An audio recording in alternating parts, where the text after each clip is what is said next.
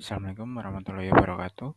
Perkenalkan, nama saya Muhammad Zidan Khalil Gibran dari kelas IT 202. Saya akan mempresentasikan UTS Sistem Basis Data dengan dosen pembimbing Pak Moh Ikhwani Saputra. Oke, di soal pertama kita akan menyusun tabel yang telah dinormalisasi dari 1NF sampai 2NF. Kita bisa lihat tabel universal di sini. Ada kode peserta, nama peserta, kode pelatihan, jenis pelatihan, evaluasi. Di sini tabelnya masih belum normal ya. Lalu kita coba normalisasi. Normalisasi bentuk pertama yaitu suatu relasi dikatakan sudah memenuhi bentuk normal pertama bila setiap data bersifat atomik, yaitu setiap irisan baris dan kolom hanya mempunyai satu nilai data. Sebuah tabel berada dalam baris normal jika semua kolom berisi nilai atomik atau tidak dapat dibagi lagi. Setiap kolom berisi nilai dari satu jenis data. Dan setiap kolom memiliki nama yang unik. Bisa kita lihat di sini bentuk normal pertama, seluruh data sudah terisi. KS1 Yudi, KP1 database, lulus. Bisa kita lihat setiap baris sudah memiliki data yang lengkap, tidak kosong-kosong lagi.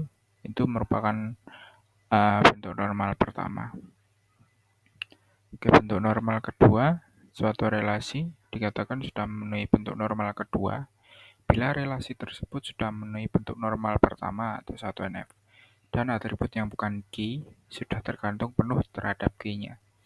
Dalam perancangan database relasional tidak diperkenankan adalah partial functional dependency kepada primary key karena dapat berdampak terjadinya anomali. Jadi harus sepenuhnya bergantung pada primary key. Jadi sebuah tabel berada dalam second normal form jika satu sudah memenuhi dalam bentuk normal ke-1, 2, setiap kolom berisi nilai dari satu jenis data. Untuk mengidentifikasi apakah tabel berada dalam 2NF, kita perlu mengidentifikasi kunci utama atau primary key. Di sini, kunci utama komposit dapat berupa kode spare part dan kode pelatihan. Karena setiap baris diidentifikasi secara unik oleh kombinasi ini.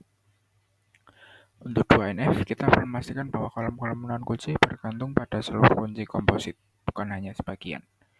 Langkah 1, kita harus mengidentifikasi ketergantungan parsial. Ini ada nama spare part. Kolom nama spare part bergantung hanya pada kode spare part.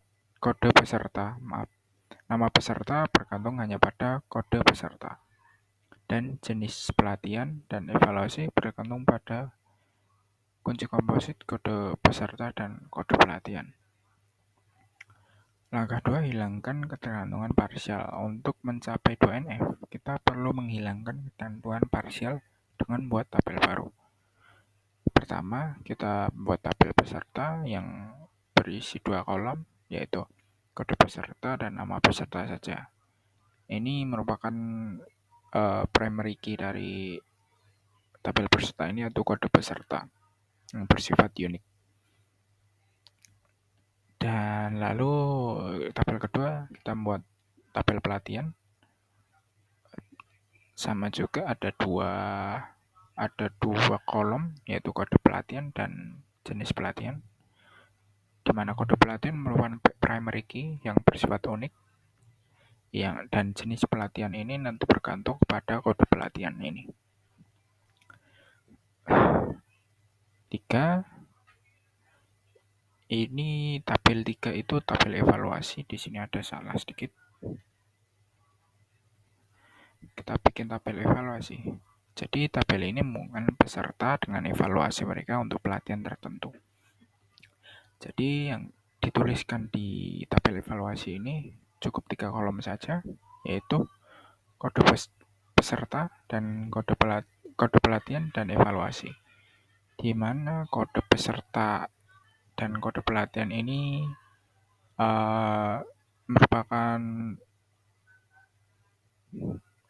primary key dari tabel peserta dan tabel pelatihan, di mana kita nanti dapat mengambil parameter dari nama peserta dan jenis pelatihan ini berdasarkan dua kolom ini ya.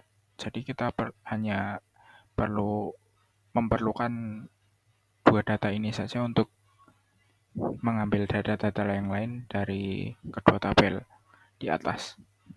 Lalu evaluasi ini bergantung pada kode pelatihan dan kode peserta. Oke, dengan membagi tabel asli menjadi 3 tabel ini, kita telah menghilangkan ketentuan parsial sehingga mencapai 2NF.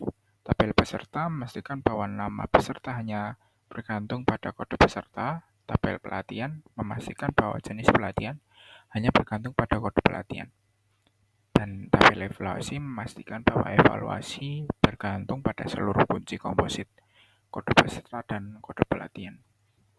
Oke, sekian presentasi dari saya. Jika ada kurang lebihnya, saya mohon maaf.